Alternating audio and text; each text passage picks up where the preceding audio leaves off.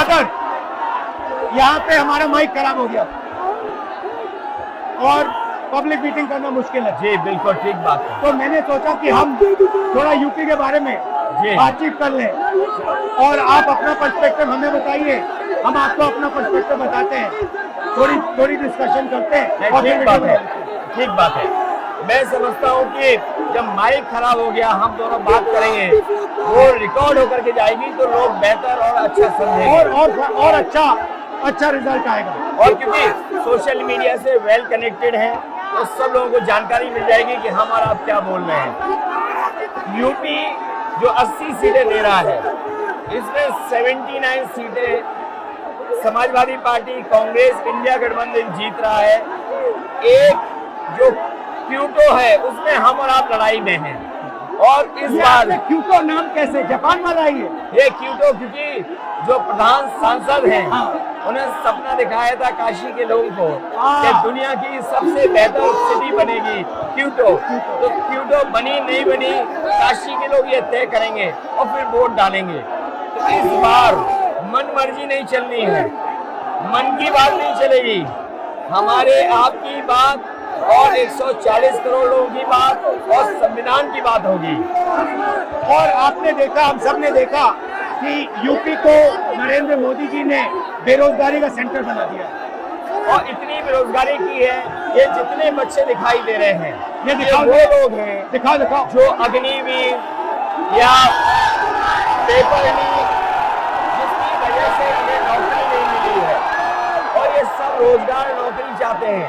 BJP ने जो झूठे सपने दिखाए थे इन्वेस्टमेंट मीट के, जो झूठा सपना दिखाया था डिफेंस एक्सपो का, जो सपने बेचे थे G20 में, लेकिन इन नौजवानों को न नौकरी मिली न रोजगार मिला, आज ये खाली हाथ हैं।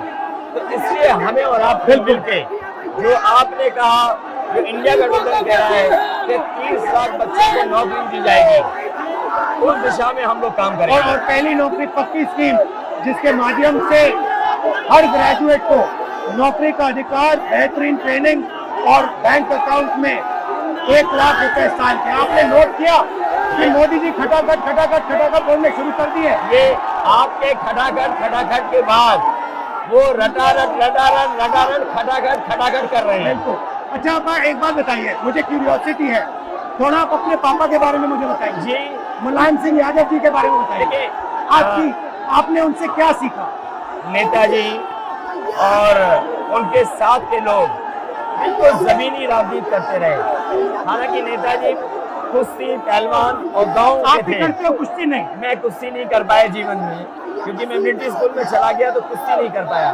लेकिन नेताजी इसीलिए धरती पुत्र बोले गए कि वो जमीन की बात को समझते थे। धरती पर जो लोग हैं उनकी क्या भावना है, उसको लेकर के वो आगे बढ़ाना चाहते थे। और आपका इस क्षेत्र से और इस शहर से आज का लगाव नहीं है, न जाने कितने सालों पुराना लगाव है। जो इमोशनल कनेक्ट आपका इस शहर और शहर से है, वो शायद और किसी राजनीतिक परिवार का नहीं होगा। तो नेताजी से उनका हार्डवर्क और अपने लक्ष्य के लिए लगातार काम करते रहना, जो गैर बराबरी की लड़ाई डॉक्टर राम मनोहर लोहिया यहीं लड़े थे। हालांकि हमारी आपकी विचारधारा की यहाँ टकराव रहा, लेकिन हमारे व्यक्तिगत या जो सिद्धांत में कभी समझौता नहीं हुआ। सिद्धांत को लेकर के हमने आपके साथ खड़े हुए और कई बार खड़े हुए, और आपकी भी पार्टी सिद्धांत से बहुत करीब रही समाजवादियों के।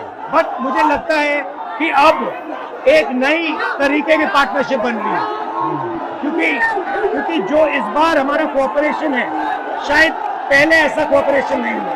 मतलब बिल्कुल सब जुड़ गए।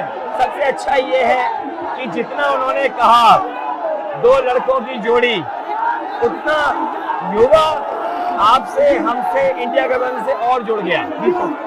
तो ये नेचुरल अलायंस है, और नेचुरल अलायंस इसलिए लोग महसूस कर रहे हैं कि वो चाहते हैं कि नौकरी और रोजगार मिले, नौकरी और रोजगार मिले।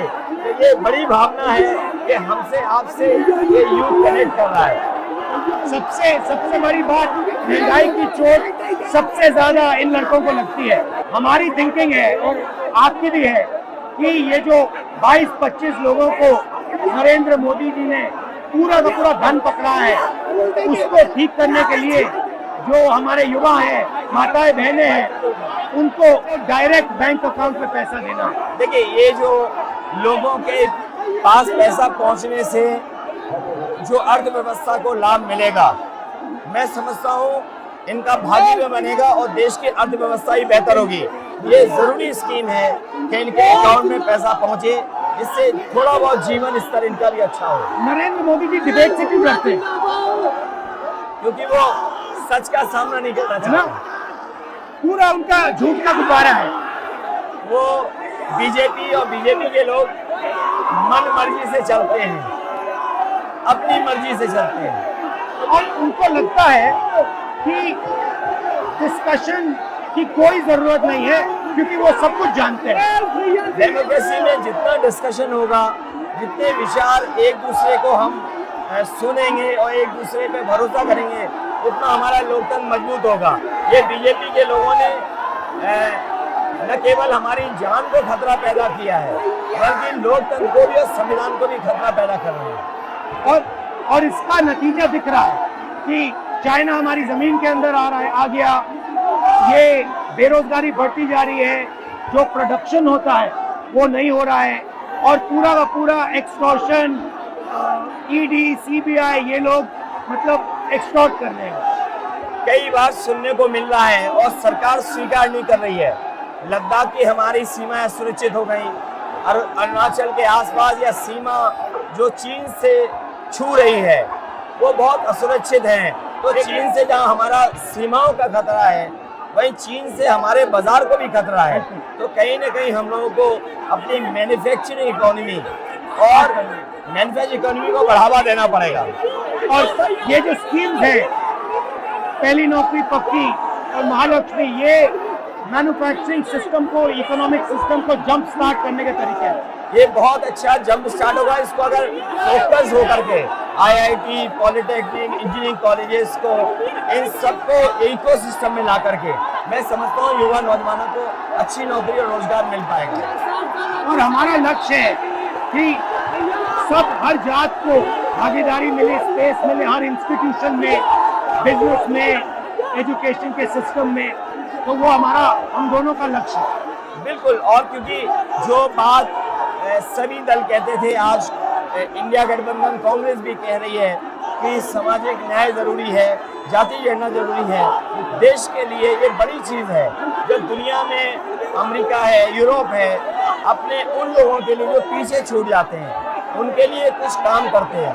तो हमारा जो देश जाति के आधार पर पिछड़ा है, तो इसको आगे बढ़ाने के लिए ये बड़ी भूमिका होगी इस बार।